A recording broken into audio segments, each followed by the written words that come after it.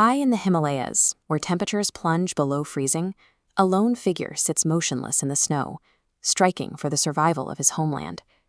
Hundreds of miles away, the scene is entirely different. In the sweltering heat of the capital, the streets are filled with furious students. As you can see in this crowd, they are protesting massive corruption exposed in India's national medical exams. These look like two completely separate worlds, but on July 20th, outside the historic walls of the Jantar Mantar Observatory, these two factions are coming together to share a single stage. They arrive with two massive demands. First, legal territorial protection for the mountain region of Ladakh. Second, the immediate suspension of Education Minister Dharmendra Pradhan, seen here addressing the press. The melting glaciers and the leaked exam papers both expose a shared vulnerability to decisions made in rooms thousands of miles away. A climate activist from the mountains and thousands of aspiring doctors are finding common ground in their distrust of a failing central authority. This map shows the Ladakh region. In 2019, its administrative status shifted. It became a union territory, governed directly by the federal government. While that change redrew the political lines, it also stripped away vital layers of local oversight. To stop outside exploitation, local leaders are demanding inclusion under the 6th schedule of the Indian Constitution. As you see forming on the map here, this schedule acts as a legal shield, giving indigenous tribal areas the power to manage their own land. Look at this rugged ice face. Without that legal shield, unregulated industrial expansion threatens fragile Himalayan glaciers like this one.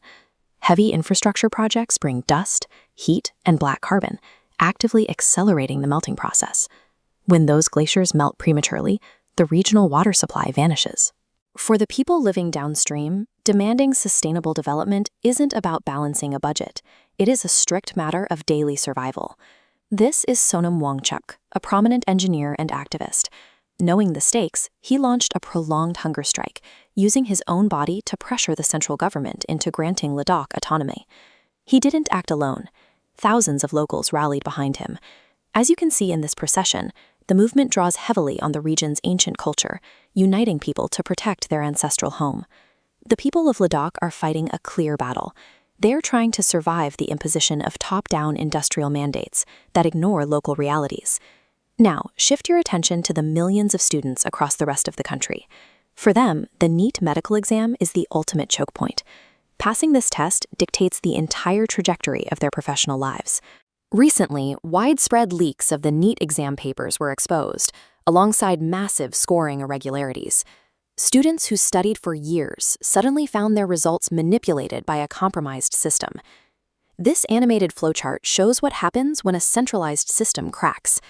A single administrative fracture at the top level cascades downward, ruining millions of individual connections below.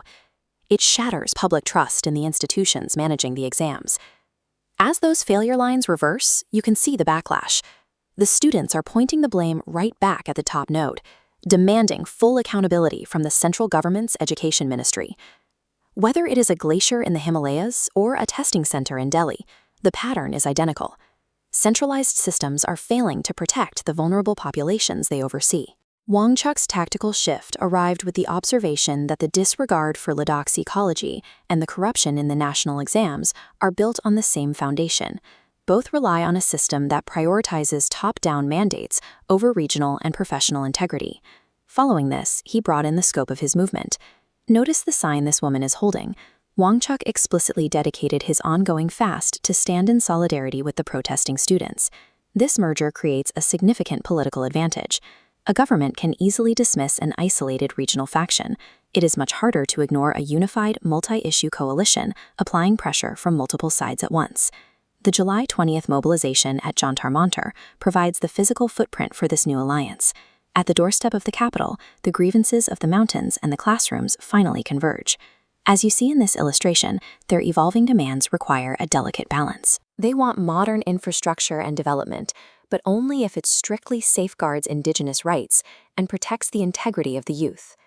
The convergence at Jantar Mantar represents a new era of peaceful democratic struggle.